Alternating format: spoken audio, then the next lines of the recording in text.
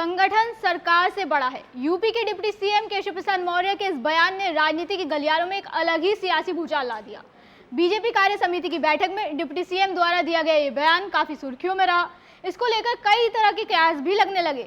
ऐसा लगने लगा जैसे यूपी की सियासत में कुछ बड़ा उलटफेर होने जा रहा है।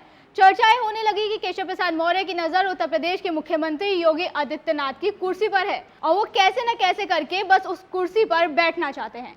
ऐसे में सबके मन में ये सवाल उठने लगे, क्या वाकई बुलडोजर बाबा की कुर्सी खतरे में है? क्या सच में अब योगी आदित्यनाथ सीएम पद से इस्तीफा दे देंगे? जिसके बाद अब ये सवाल, ये चर्चाएं कहीं ना कहीं शांत होती हुई नजर आ रही है, क्योंकि योगी बाबा अपनी गद्दी को बचाने में कामयाब हो गए हैं और योगी के बुलडोजर से संगठन के सूरमा धाराशायी हो गए हैं।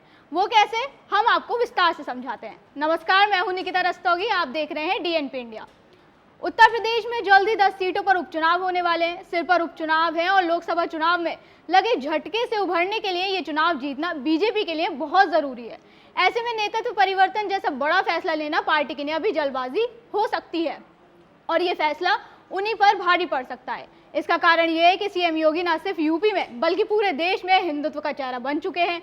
उनकी फैन फॉलोइंग काफी ज्यादा है। वो अपने सख्त फैसलों, अड़ियल रुख और तीखे तेवर के लिए जाने जाते हैं और इसका ट्रेलर देखने को मिला बीजेपी के राष्ट्रीय अध्यक्ष जेपी नड्डा के साथ लखनऊ में हुई उनकी मीटिंग में। इस बैठक में योगी बाबा ने जेपी नड्डा के सामने साफ साफ कह दिया कि लोकसभा चुनाव में अति आत्मविश्वास की वजह से बीजेपी की स्थिति रही। जिस दिन ये बैठक हुई उस दिन सीएम योगी सूबे में 10 सीटों पर होने वाले उपचुनाव की तैयारियों में जुड़ गए और मंत्रिमंडल की बैठक बुलाकर सभी सीटों पर मंत्रियों को जिम्मेदारी सौंप दी। जिसके बाद एक तरफ प्रदेश अध्यक्ष भूपेंद्र चौधरी और डिप्टी सीएम केशव प्रसाद मौर्य दिल्ली में डेरा डाले थे और दूसरी तरफ योगी पूरे फॉर्म में उपचुनाव की तैयारी कर रहे थे। जब 4 जून को लोकसभा चुनाव का परिणाम आया था, जिसमें बीजेपी अपने दम पर बहुमत हासिल नहीं कर पाई, यूपी ने दिल्ली का रास्ता रोक लिया।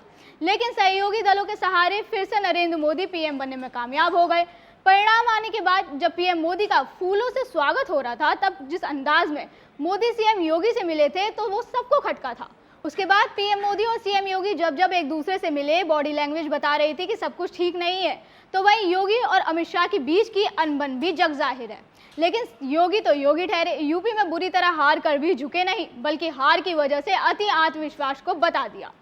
दरअसल लोकसभा चुनाव के लिए जब टिकट बांटे जा रहे थे, तब योगी ने एक लिफाफे में 35 नाम भेजे थे। उन्होंने बोला था कि अगर इन सांसदों को टिकट दिया गया तो जीतना मुश्किल होगा।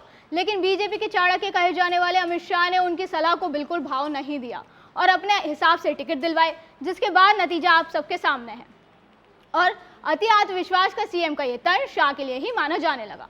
वहीं मीडिया रिपोर्ट्स के मुताबिक हाल ही में लोकसभा चुनाव में बीजेपी के खराब प्रदर्शन को लेकर केंद्रीय नेतृत्व के पास जो रिपोर्ट पहुंची है, उसमें राजपूत, पिछड़ों और दलितों की नाराजगी एक बहुत बड़ा कारण रहा है और यूपी में बीजेपी का मुकाबला पीडीए की राजनीति करने वाले सपा से है। ऐसे में यादव मुस्लिम के साथ पिछड़ों और दलितों को साधना भी बीजेपी के लिए टेढ़ी खीर साबित हो सकता है और बीजेपी को अपने कदम फूंक कर रखने की जरूरत है।